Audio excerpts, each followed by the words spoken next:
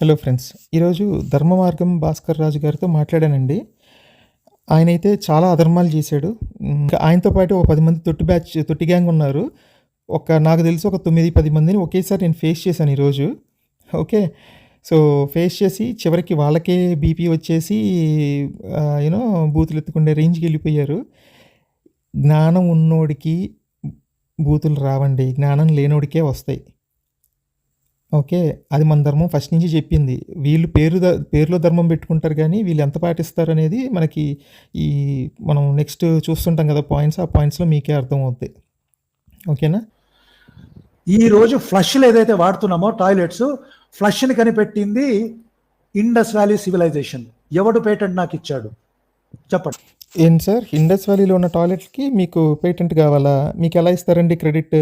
అయితే మనం దాన్ని వదిలేసి అసలు టాయిలెట్ అంటేనే తెలియకుండా ఓపెన్ టాయిలెట్లోనే ఇన్ని వేల సంవత్సరాలు బతికి టాయిలెట్లు క్లీన్ చేయడం కోసం ఒక కులాన్ని సృష్టించి వాడి తరతరాలు మన ఇంట్లో టాయిలెట్స్ ఎత్తడానికే వాడిని అంకితం చేసి ఇప్పుడు అక్కడెక్కడో టాయిలెట్ దొరికితే అది క్రెడిట్ మనకిస్తారా?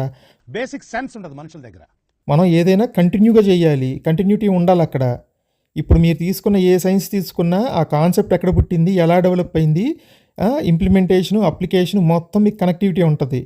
అంతేగాని దారిలో దొరికిన ప్రతిదీ నాదే అంటే కుదరదు. ఓకేనా సార్? ఓకే. ఇది harappa.com నుంచి నేను తీసుకున్నాను. ఇట్లాంటివి ఆక్స్ఫర్డ్ యూనివర్సిటీ, కేంబ్రిడ్జ్ యూనివర్సిటీ నుంచి కూడా నేను చాలా పేపర్లు ఇవ్వగలను. ఒక 100 పేపర్లు ఇవ్వగలను. ఇంటర్నేషనల్ జర్నల్స్, నోబెల్ లారెట్స్ రాసిన థీసిస్ నేను ఇవ్వగలను. బేసిక్గా వాళ్ళందరూ చెప్పేది ఏంటంటే, Vedas swear by the horses wild Harappans only know wild asses. So ఈ ఇండస్ వ్యాలీలో గుర్రం ఛాయే లేదు. ఒక గుర్రమే కాదు, యజ్ఞాలు, యాగాలు ఏమీ ఉండవు అక్కడ. బలులు ఏమి ఉండవు. మనకు రామాయణం ఎప్పుడు వచ్చింది? అంతకుముందు యజ్ఞాలు ఇవన్నీ ఎప్పుడు స్టార్ట్ అయినాయి? ఇన్ని కోట్ల సంవత్సరాల ముందు స్టార్ట్ అయినాయి మీ లెక్క ప్రకారం.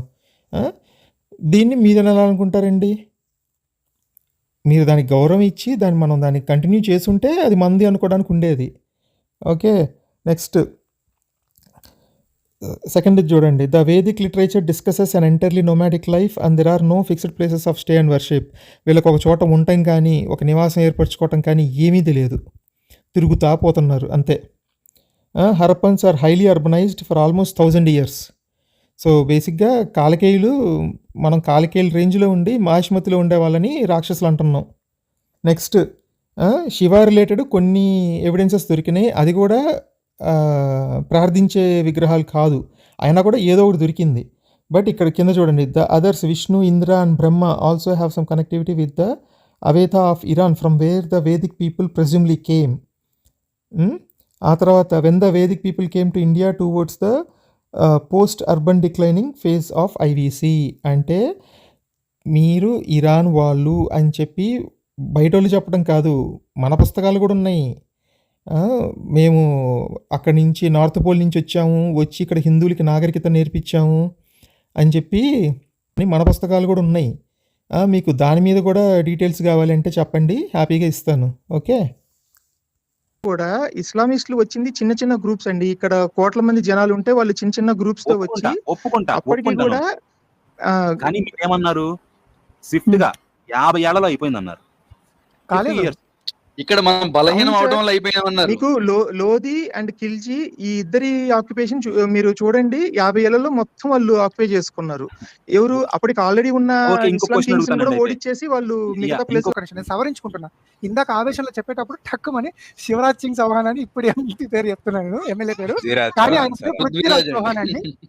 పృథ్వీరాజ్ చౌహాన్. యాక్చువల్ గా నేను అదే ఆవేశంలో టక్కన ఈయన పేరు వచ్చింది. ఓకేనండి. ఒకటండి, మీరు అన్నట్లు 50 years లో కాల పోనీ తర్వాత మీరు లోధి, ఖిల్జీ వీళ్ళు చేశారన్నారు కదా, వీళ్ళు ఇండియా మొత్తాన్ని ఆక్యుపై చేశారా?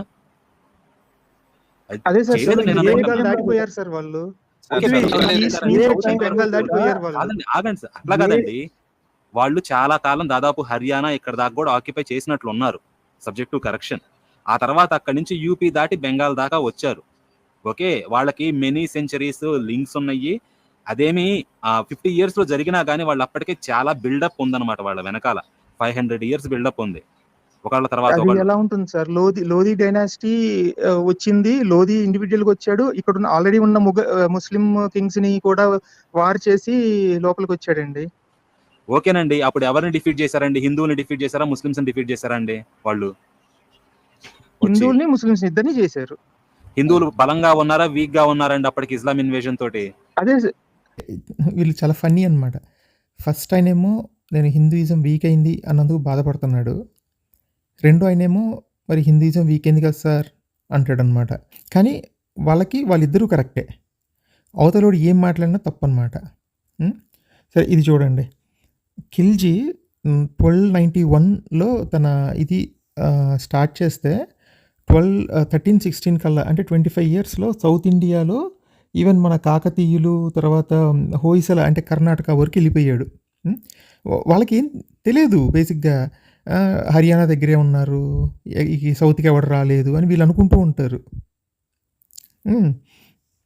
అసలు ఇంకా వీళ్ళు అడుక్కోవాల్సిన క్వశ్చన్ ఏంటి అంటే, వాళ్ళు ఎప్పుడో అక్కడి నుంచి కిందకి వస్తూ ఉంటే వీళ్ళు ఏం చేశారు? ఇక్కడ రాజులు ఏం స్ట్రాటజీ చేశారు? ఐకమత్యం ఎందుకు లేదు? అందరినీ కలపాల్సిన బ్రాహ్మణుడు ఏం చేశాడు? వీడు చేసిందల్లా ఏంటి అంటే సమాజాన్ని కులాలతో కుల్లబెట్టి వీడు శూద్రుడు, వీడు అతి శూద్రుడు, వీడు స్త్రీ, వీళ్ళు తినచ్చు, వాళ్ళ తినకూడదు, వీడి చేయొచ్చు, వాడు చేయకూడదు అని చెప్పేసి ఒక మూసేసిన డబ్బాలో పెట్టారనమాట. డబ్బాలో పెట్టి ఎలా సఫకేట్ చేస్తారో అలా సఫకేట్ చేసి పెట్టారు సొసైటీని.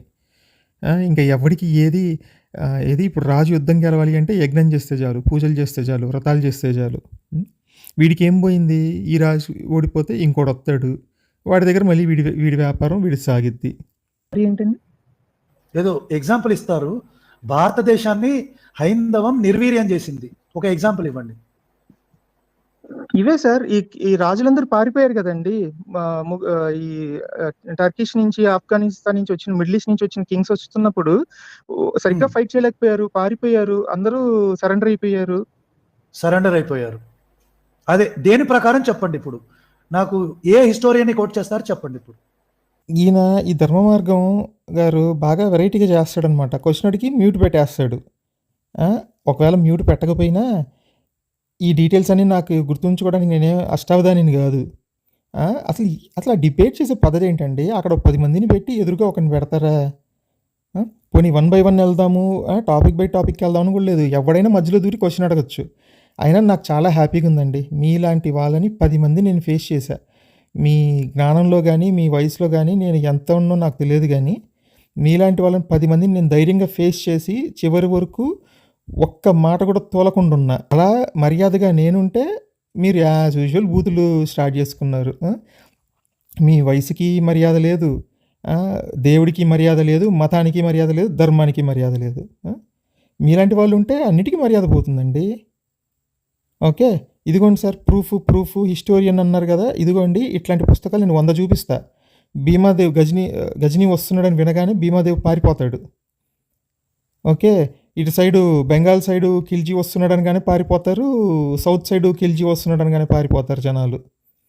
మీరు కొంచెం ఫోకస్ చేసి చదివితే మనం ఎక్కడ తప్పులు చేసామో తెలుసుకుంటే ఇప్పుడు ఆ తప్పులు రిపీట్ చేయకుండా ఏం చేయాలనేది మనకు అర్థమవుద్ది.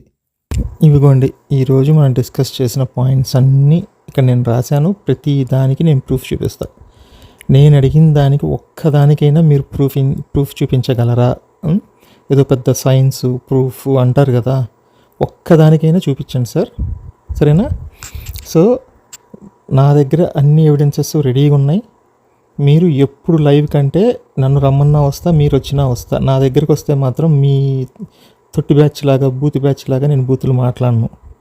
ఓకే, మీకు మీ సబ్జెక్ట్ మీద నమ్మకం, ధైర్యం, నిజాయితీ ఉంటే హ్యాపీగా రండి మాస్టర్.